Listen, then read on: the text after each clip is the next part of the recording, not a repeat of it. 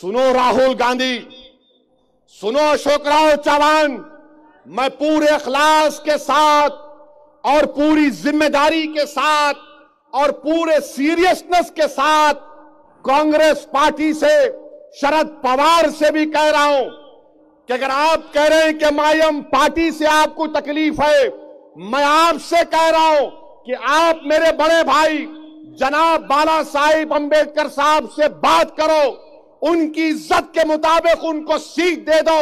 मेरे को एक सीट भी नहीं चाहिए, मुझे एक सीट भी नहीं चाहिए। जितनी सीट उनकी इज्जत और उनके मुकाम के लिहाज से आप दोगे, असदुद्दीन ओवैसी अलग मीटिंग करके तायीद करेगा, मैं तुम्हारे डाइस पर भी नहीं आऊंगा। चलो बताओ अशोक राव, तुमको कबूल है? जवाब दो अशोक राव, तुम बड़ी बड़ी बातें करते हो, आज मैं तुमको ऑफर दे रहा हूं कि हमको जरूरत नहीं है एक सीट की भी, तू हमारे बड़े भाई को, बाला साहिब अंबेडकर साहब को उनके मुकाम, उनकी इज्जत के मुताबिक उनका मुकाम दे दो। हमको कुछ नहीं चाहिए, हमको कुछ नहीं चाहिए। मैं एक फकीर हूं, अल्लाह ने मुझे बहुत कुछ दिया। मेरा मकसद यहां पर आना, मेरे भाइयों सुनो, मेरी बहनें सुनो, मैं यहां पर अपनी ताकत के लिए नहीं आया हूं। अल्लाह जानता है मैं यहां पर इसलिए आया हूं कि कल जब मैं मरूंगा तो मुझे अल्लाह के पास जवाब देना है। अल्लाह मुझसे पूछेगा कि तुझको इज्जत दी गई, तुझको मकबूलियत दी गई, तुझको बोलने की आवाज दी गई, तुझे जबान दी गई, बता तूने क्या किया। मैं यहां पर इसलिए आया हूं, सुनो मेरी बात को, कि हिंदुस्तान के मुसलमानों पर बाबा साहेब अंबेडकर का एक बहुत बड़ा कर्ज है हमारे कंधों पर। मैं उस कर्ज को उतारने को आया हूं। मैं इस गरीब दलित और ओबीसी समाज के इंसाफ के लिए आया हूं।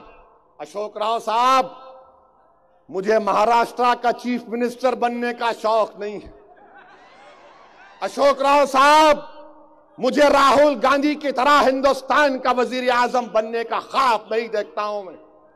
मेरे जिंदगी का मकसद एक ही है कि जब इस दुनिया से चला जाऊं तो लोग ये कहें कि हां, ये वो शख्स था जिसने गरीब, एससी, आदिवासी और बहुजन समाज के लिए काम किया, लड़ता रहा उनके इंसाफ के लिए। मुझे ये लाल बत्ती की गाड़ी का शौक नहीं है अशोक राव साहब, वो आपको मुबारक।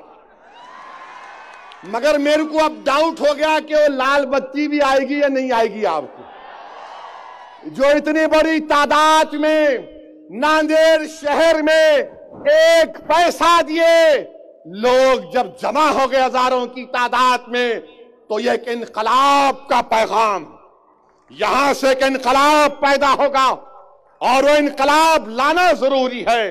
अब इनकलाब बंदूक गोली से नहीं आएगा। यही चीज बाबा साहिब अंबेडकर ने हमसे कहा कि अब इनकलाब बंदूक गोली से नहीं, इनकलाब वोट के जरिए लाओ, वोट के जरिए लाओ।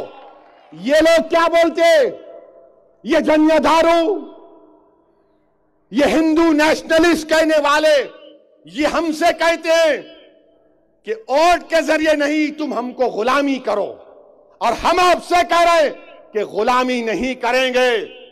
अगर हिंदुस्तान की इस लोकसभा में जब 10% का रिजर्वेशन का कानून बन रहा था, अगर मेरे बड़े भाई बाला साहिब अंबेडकर के साथ एक 4-5 एमपी होते, ये खड़े हो जाते और खड़े होकर कहते कि तुम कानून नहीं पास कर रहे हो, तुम बाबा साहिब अंबेडकर को धोखा दे रहे हो।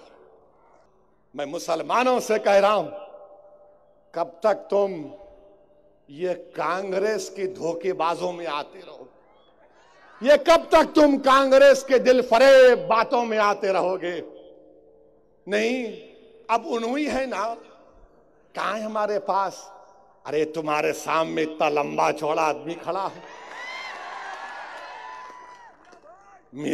तुम्हारे सामने तुम्हारा गुलाम खड़ा है, तुम्हारे सामने ऐसा शख्स खड़ा है जिसको ओहदों की जरूरत नहीं है। जिसको लाल बत्ती की गाड़ी का ख्वाब नहीं है, जी मेरी नीयत में नहीं। मेरी जिंदगी का मकसद ये है कि गरीब से इंसाफ हो, और तकारीर से नहीं होगा, नारों से नहीं होगा, वो वोट से होगा। अगर वोट इस्तेमाल करोगे, अपनी पार्टी के हक में इस्तेमाल करोगे, तो फिर वो इंसाफ होगा।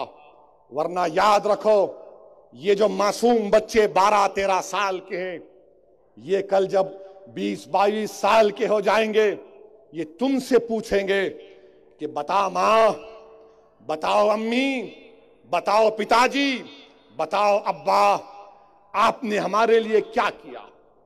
तुम क्या जवाब दोगे इन बच्चों को?